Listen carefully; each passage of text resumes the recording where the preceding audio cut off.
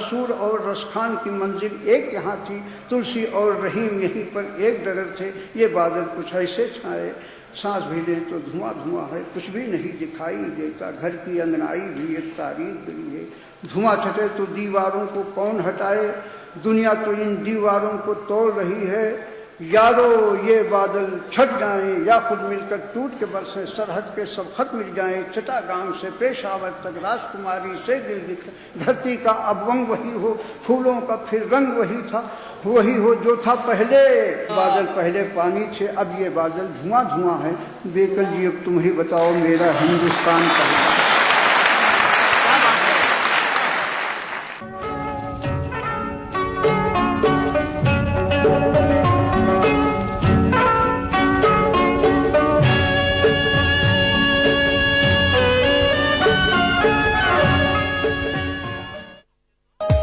Programme को पेश करने में ताउन किया बांगर सीमेंट, सस्ता नहीं सबसे अच्छा। Shri ultra red oxide, Bharat का एकमात्र जंग रोधक सीमेंट।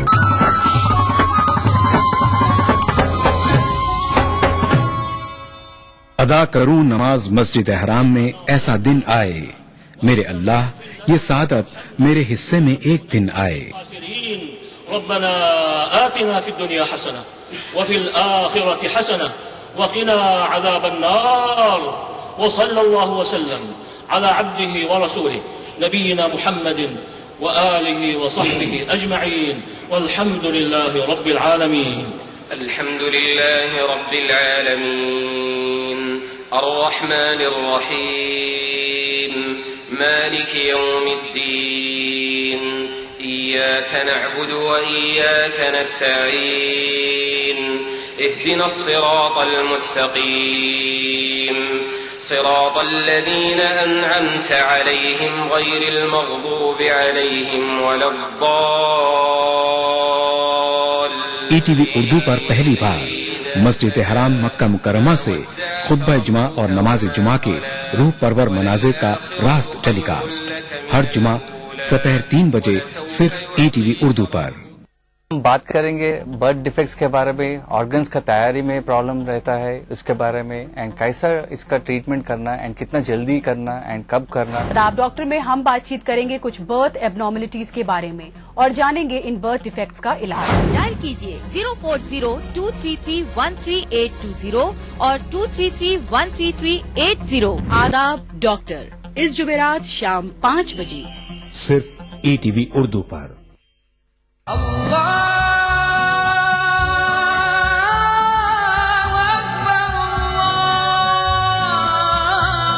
हर सुबह ईटीवी उर्दू की खुशबू से महके आपका घर आंगन। मांगने वाले मांग खुदा से। रूहानी कैफियत से सरशार कव्वालियों का हसीन गुलदस्ता। प्रोग्राम महफिल समा, रोजाना सुबह 4:30 बजे। कुरान हमें एक बहुत बड़ी चीज देता है, वो एक करिश, हौसला। पुर उम्मीद जिंदगी का सफर। प्रोग्राम रहनुमाए जिंदगी हर पीर तक जुमेरात सुबह 5 बजे।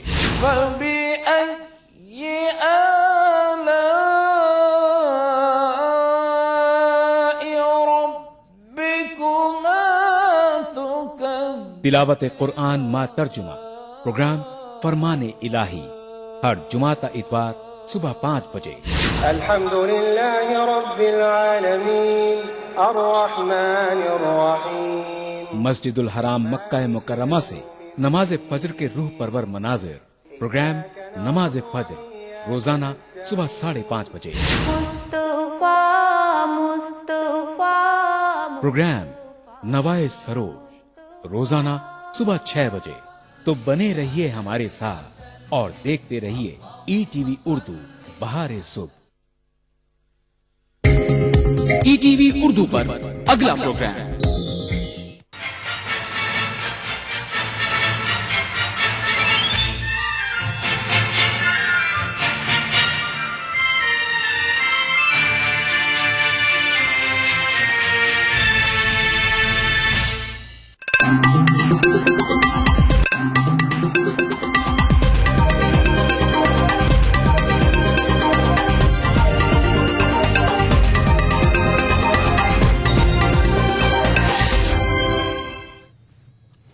नजराना BTV उर्दू न्यूज में आपका खैर मकदम और आप देख रहे हैं खबरनामा। सबसे पहले नजर हेडलाइंस पर। राज्यसभा चेयरमैन हामिद अंसारी ने तलब किया कुल जमाती इजलास। लोकपाल बिल पर जारी तातुल को खत्म करने पर किया जा रहा है तबादला ख्याल। आज शाम मरकजी काबीना की अहम मीटिंग। लोकपाल बिल समेत कई अहम उमूर जेर गौर। राहुल को वज़ारत उज़्मा को उम्मीदवार बनाने की खबरें फिर हुई तेज। कांग्रेस ने 17 जनवरी को तलब किया AICC इजलास। लालू प्रसाद यादव आए जेल से बाहर। फिरकावाराना ताकतों के खिलाफ लड़ाई जारी रखने का किया ऐलान। आंध्र प्रदेश असेंबली में सख्त हंगामों के दौरान तेलंगाना बिल किया गया पेश। सीमा आंध्रा के अरकान ने फाड़ी बिल की कॉपियां। और भोपाल में आलमी तबलीगी इज्तिमा का कामयाब इख्तिताम। हिंदुस्तान समेत दुनिया भर में क़याम अमन के लिए की गई दुआएं।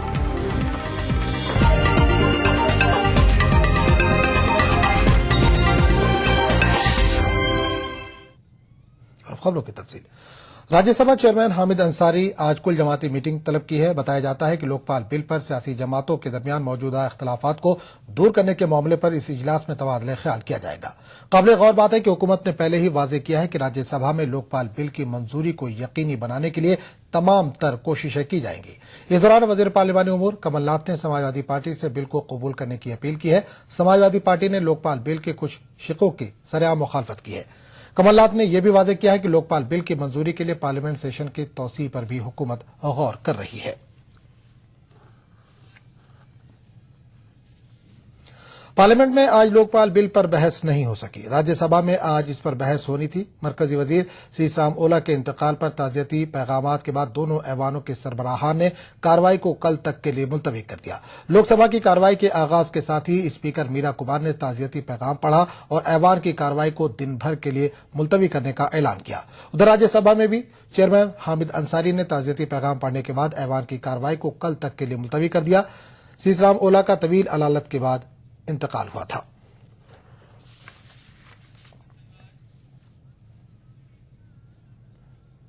मरकजी काबीना की आज अहम मीटिंग होनी है।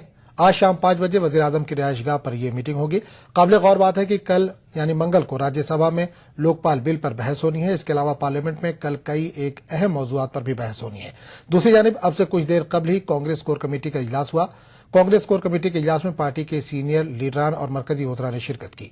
बताया जाता है कि कोर कमेटी के इजलास में काबीनी मीटिंग के ताल्लुक से हिकमत अमली तरतीब दी गई।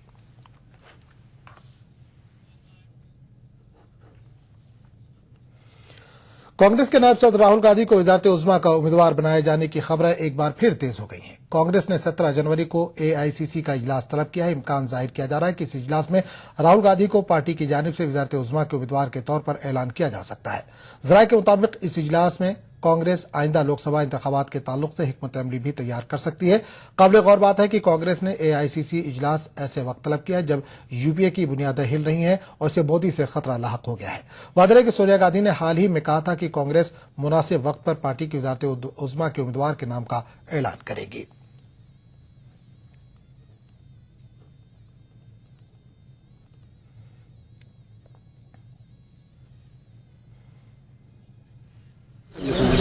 पार्टी के संविधान के हिसाब से 5 साल में एक बार प्लेनरी सेशन होता है जिसको महाधिवेशन कहते हैं और साल में एक बार AICC मीटिंग होती है। पिछले साल जयपुर में चिंतन शिविर के समय AICC मीटिंग हुई थी।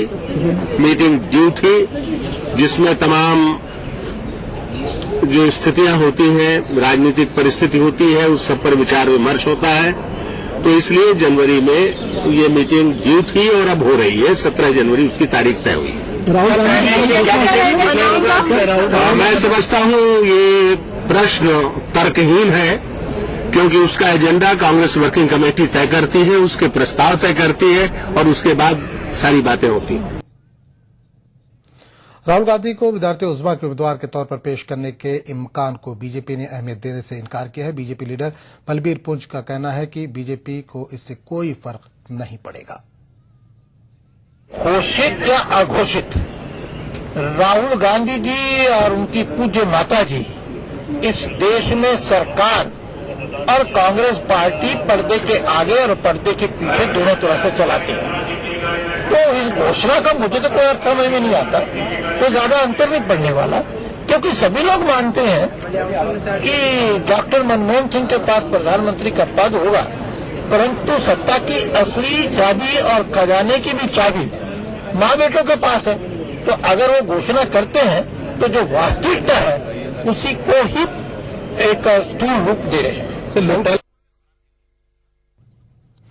सीपीआई लीडर सीताराम येचुरी ने राहुल की उम्मीदवारी के ताल्लुक से तबसरा करने से इनकार किया। येचुरी ने इसे कांग्रेस का दाखिली मामला करार दिया है। ये सब कांग्रेस के अंदरूनी बातें हैं। हर पार्टी की अपनी जनवादी तरीके होते हैं, क्या घोषणा करना चाहते हैं वो करें।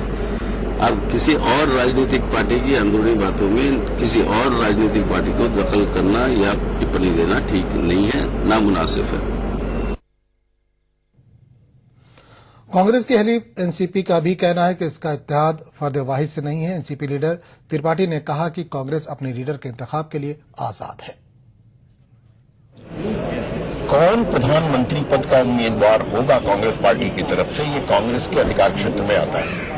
ये उस पार्टी का अपना मामला है कि किसको वो नेता चुनते हैं। लेकिन आप गठबंधन में तो आपको कोई दिक्कत नहीं है कोई भी? गठबंधन में हम कांग्रेस पार्टी के साथ हैं, किसी नेता विशेष के साथ नहीं है। कांग्रेस पार्टी यूपीए की नेतृत्वकारी दल है, यूपीए गठबंधन की। इसलिए हम कांग्रेस के महाधिवेशन में क्या फैसला होता है, ये फैसले के बाद चर्चा करेंगे। लेकिन राहुल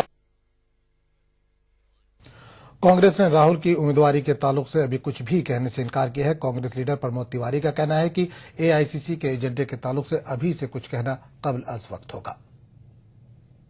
अखिल भारतीय कांग्रेस कमेटी हमेशा उचित समय पर उसकी बैठक होती रहती है और उसमें क्या एजेंडा होगा इसके लिए उसके पूर्व बैठक होती है। तो अभी से ये कहना उचित नहीं होगा कि उसमें क्या एजेंडा आएगा। 17 जनवरी की जो बैठक है उसे हम एक नियमित सामान्य बैठक मानते हैं। लेकिन अगर राहुल अब लोकसभा चुनाव में समय बचा नहीं, सोनिया गांधी ने कहा कि उम्मीदवार घोषित करेंगे, आपको लगता है कि अगर राहुल गांधी का नाम घोषणा हो तो कुछ फायदा आपको होगा? मैंने कहा ना कि ये सारे निर्णय उसके पहले वर्किंग कमेटी की बैठक होगी, उसमें एजेंडा जब तय हो जाएगा उसी के अनुसार। सवाल ये नहीं प्रमोद जी, सवाल इस तमाम मामलों पर बात करने के लिए सीधे रुख करेंगे दिल्ली स्टूडियो के, जहां से हमारे साथ सीनियर सहाफी कुर्बान अली साहब इस वक्त हमारे साथ जुड़ गए हैं। जी कुर्बान अली साहब, सबसे पहले आपसे जानना चाहेंगे कि आज मरकजी काबीना की शाम 5 बजे एक अहम मीटिंग है, क्या एजेंडा है आज की मीटिंग का?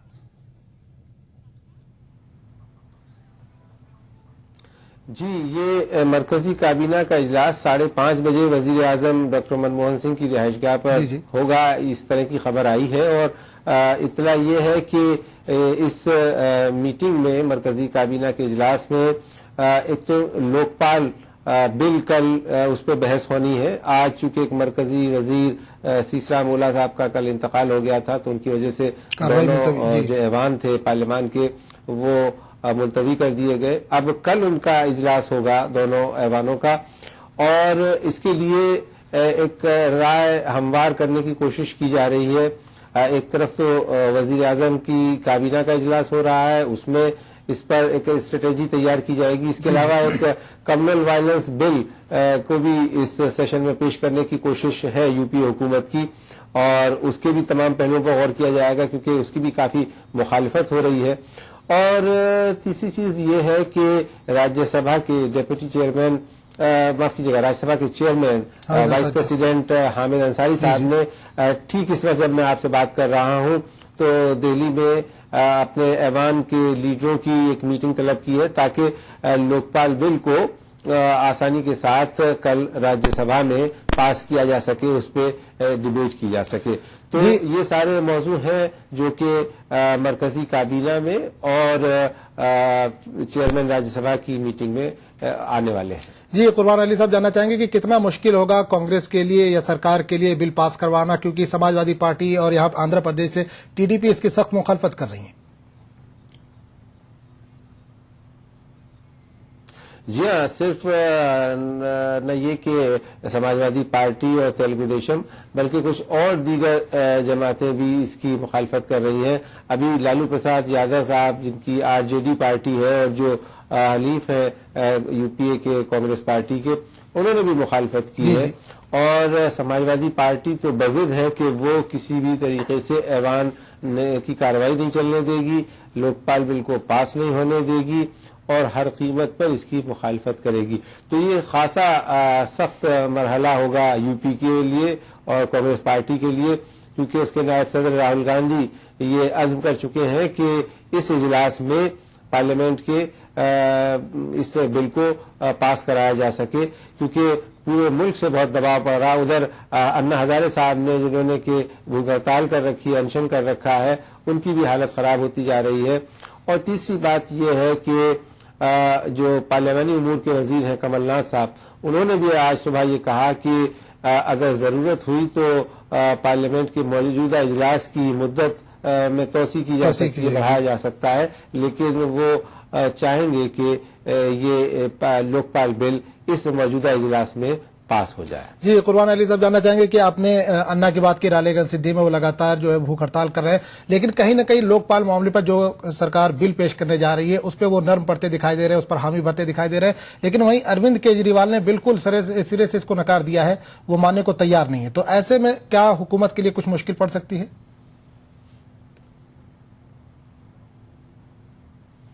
नहीं, देखिए, चाहे अन्ना हजारे साहब की भूख हड़ताल हो या केजरीवाल साहब का स्टैंड, इससे पार्लियामेंट की जो कार्रवाई है उसमें किसी तरह का कोई फर्क नहीं पड़ेगा। हाँ, अलबत्ता ये जरूर है कि वो दोनों एक जमाने में एक थे। अरविंद केजरीवाल और अन्ना हजारे ने मिल करके दिल्ली में इसके लिए मुहिम चलाई थी और फिर वो मुल्कीर पैमाने पर मुहिम चली थी। लेकिन जब एक साल कबल अरविंद केजरीवाल ने आम आदमी पार्टी बना ली तो अन्ना हजारे ने अपने आप को उससे दूर कर लिया था। हाँ, एक बात यहाँ ये जेर गौर है कि इस बार अन्ना हजारे ने जो गवर्नमेंट बिल लाई है लोकपाल का, उसको कबूल कर लिया है।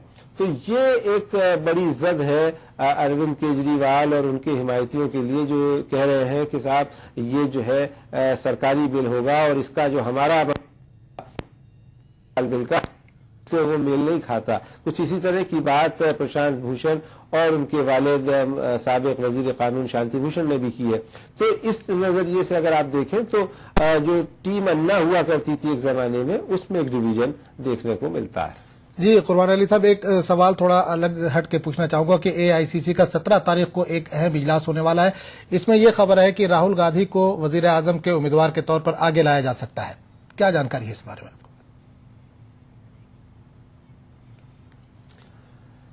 जी हाँ, इस तरह की खबरें आई हैं जब कांग्रेस जनरल सेक्रेटरी जनार्दन द्विवेदी साहब ने इस बात का ऐलान किया कि आइंदा माह की 17 तारीख को ऑल इंडिया कांग्रेस कमेटी का दिल्ली में एक रोजा इजलास होगा।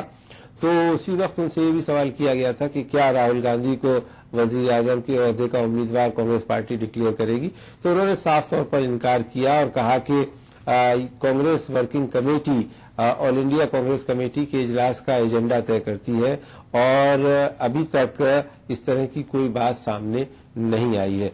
लेकिन ये कयास आराइयां हैं और हो सकता है कि कांग्रेस पार्टी इस बात का ऐलान करे, क्योंकि एक बात तो बहुत साफ है कि आइंदा इंतखाबात वो मौजूदा वजीर आजम डॉक्टर मनमोहन सिंह की क़यादत में नहीं लड़ने वाली है। इस बात के बारे में तो तकरीबन हतमी तौर पर कांग्रेस लीडरशिप फैसला ले चुकी है। लेकिन अब कौन हो, वो राहुल गांधी हो या कुछ दूसरे नामों पर का भी जिक्र हुआ था पिछले हफ्ते, तो इस बारे में मुझे लगता है कि अभी चूंकि महीना भर बाकी है तो हो सकता है कि ये कयास आराइयां चलती रहें और 17 जनवरी से पहले इस मामले पे कोई ऐलान कांग्रेस पार्टी की तरफ से न किया जाए। जी, कुर्बान अली साहब, एक खबरें मीडिया में लगातार बराबर ये गश्त करती रहती हैं कि जब तक कांग्रेस फुल मेजोरिटी में नहीं आएगी सरकार, तब तक सरकार नहीं बनाती, तब तक राहुल गांधी को वजीर आजम नहीं बनाया जा सकता। तो ऐसे में अभी जो मौजूदा पोजीशन है कांग्रेस की, अभी जो इंतखाबात हुए 4 स्टेट में जो कांग्रेस को हार हुई है, उसके बाद राहुल गांधी को वजीर आजम के ओहदे के लिए नामजद करना कितना सही है कांग्रेस के लिए?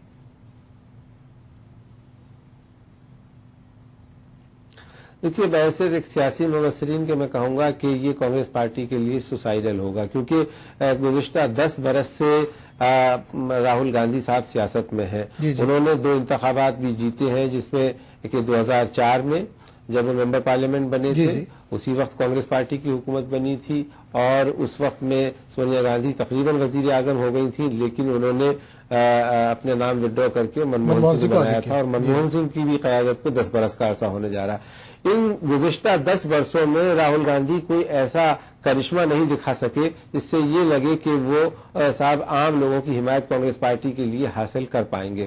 और अब चूंकि आइंदा इंतखाबात में कुछ ज्यादा वक्त नहीं बचा है, 4 से 6 माह का वक्त है, तो इसमें कुछ बहुत ज्यादा ऐसा हो जाएगा कि कांग्रेस की हिमायत हो जाएगी, वो भी दिखाई नहीं देता।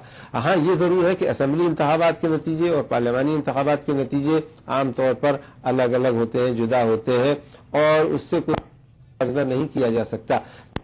इस बात को कहूंगा कि कांग्रेस पार्टी के सामने ये जरूर क्राइसिस है, एक फुकदान है लीडरशिप का, और राहुल गांधी या कोई और बड़ा लीडर अभी फिलहाल उस फुकदान की पूर्ति करने के लायक नहीं।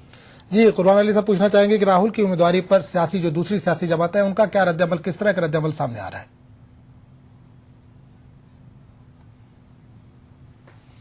देखिए, आज जब ये बात पार्लियामेंट के दोनों ऐवान जब मुलतवी हो गए कल के लिए, तो उस वक्त में जो लीडरान वहां से निकले तो उन्होंने मीडिया से बात करते हुए यही कहा कि ये कांग्रेस पार्टी का अंदरूनी मामला है।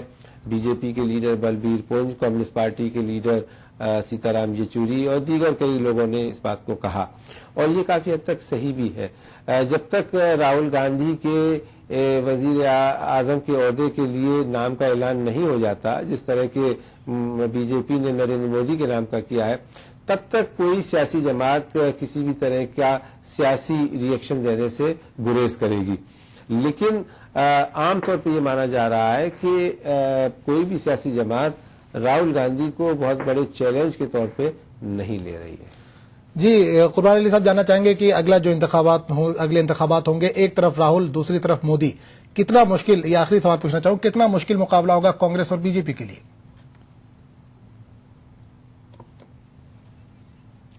देखिए, अभी तो राहुल गांधी के नाम का ऐलान नहीं हुआ है, और अभी आपने कुछ देर पहले सवाल किया था कि ये भी ख्याल किया जा रहा है कांग्रेस पार्टी की जो हिमायती जमातें हैं या यूपीए में हलीफ जमातें हैं कि वो भी राहुल गांधी के नाम पे स्वाद करेंगी कि नहीं, वो भी हिमायत करेंगी कि नहीं। तो ये अभी बहुत सारे इफ एंड बट्स हैं।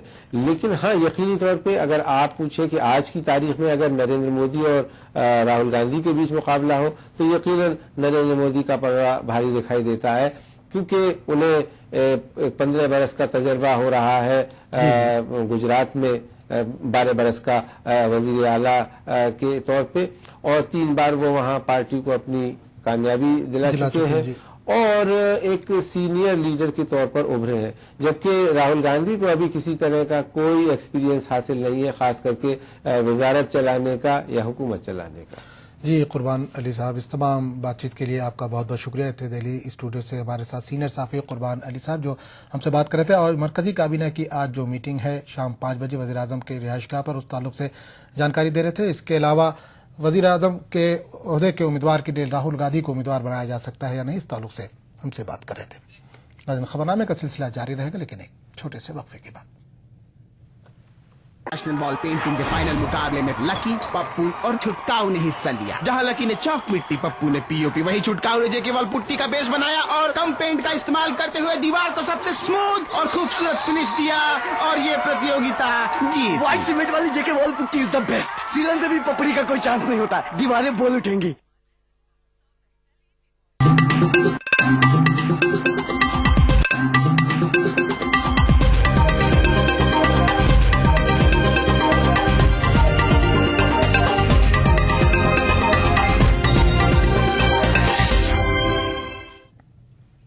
ईटीवी उर्दू न्यूज में एक बार फिर आपका खैर मकदम और आप देख रहे हैं खबरनामा।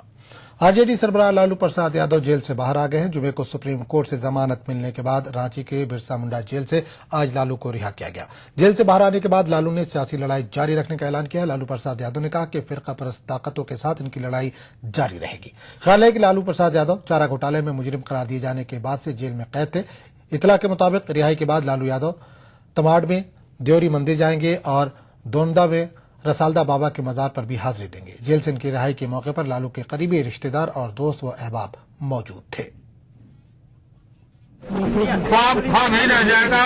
अब मैं पूरे देश में घूम कर श्री कृष्ण वहाँ से भेजे गए बिहार को, श्री कृष्ण के वंश के यहाँ कहाँ से आ गया।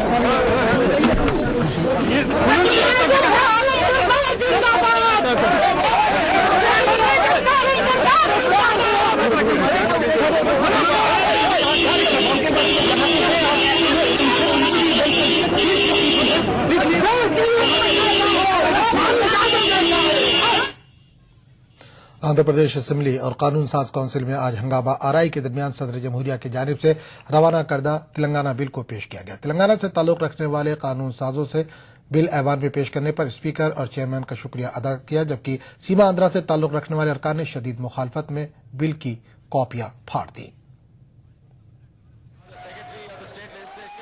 आंध्र प्रदेश असेंबली के स्पीकर एन मनोहर ने ऐवान में शदीद हंगामा आरआई के बीच आज तेलंगाना बिल को पेश किया।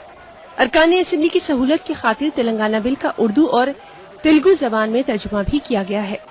इलाके सीमा आंध्रा से ताल्लुक रखने वाले वाईएसआर कांग्रेस पार्टी समेत दीगर पार्टियों के अरकान असेंबली ने मीडिया पॉइंट के पास तेलंगाना बिल की कॉपियां फाड़कर एहतजाज दर्ज करवाया।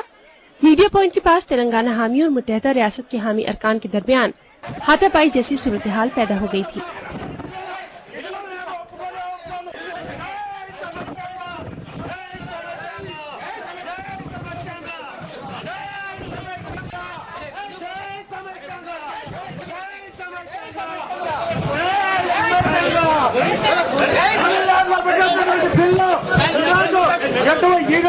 ఈ బిల్లు పత్రంలో కూడా పూర్తిగా తమిళనాడు తెలంగాణ బిల్లు ఏ రకంగా ఈ శాసనమండలిలో పెట్టాలని చెప్పి మేము అడుగుతున్నాం. ఇది చాలా అన్యాయం. జై సమైక్యాంధ్ర, జై సమైక్యాంధ్ర, జై సమైక్యాంధ్ర.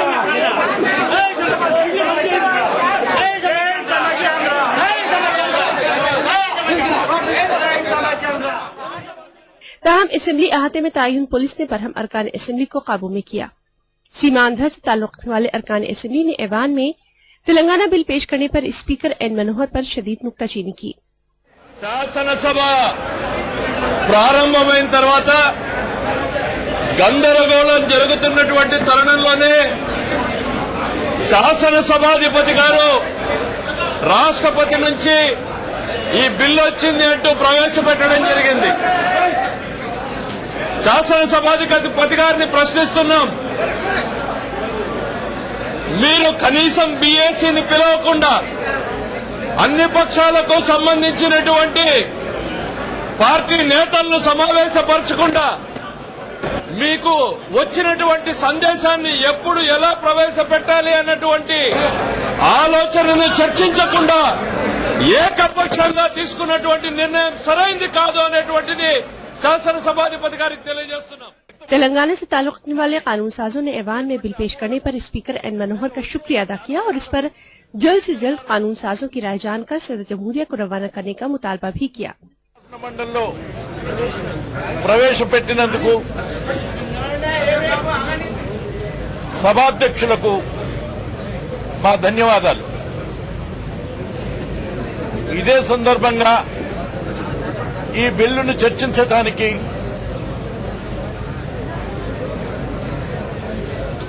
ఫ్లోర్ లీడర్లు కూర్చొని చర్చించడము, बीएससी ఏర్పాటు జరగటము. उधर आंध्र प्रदेश कानून साज काउंसिल में भी चेयरमैन चक्रपाणी ने शदीद हंगामा आरआई के दरमियान आज तेलंगाना बिल को काउंसिल में पेश किया। कानून साज काउंसिल में जारी शोरगुल को देखते हुए काउंसिल की कार्रवाई कल यानी मंगल तक के लिए मुलतवी कर दी गई। Bureau report ETV news.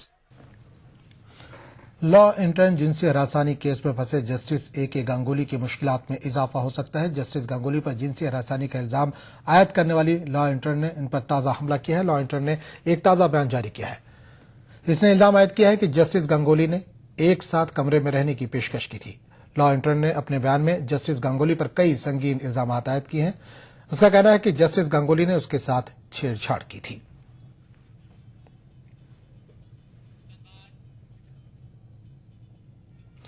RSS ने हमजिनसी ताल्लुकात की मुखालफत की है। आरएसएस ने भी हमजिनसी ताल्लुकात को खिलाफ फितरत करार दिया है। आरएसएस तर्जुमान राम माधव का कहना है कि इनकी तंजीम गैर फितरी अमल की मुखालिफ है। राम माधव ने कहा कि आरएसएस सुप्रीम कोर्ट के फैसले और राजनाथ सिंह के बयान की हिमायत करती है। पार्टी ने सेक्शन 377 के विषय में जो अपना राय व्यक्त किया है, उस राय से हम भी सहमत है। सुप्रीम कोर्ट का जो आदेश, जो निर्णय हुआ, उसको हम सही मानते हैं। उसके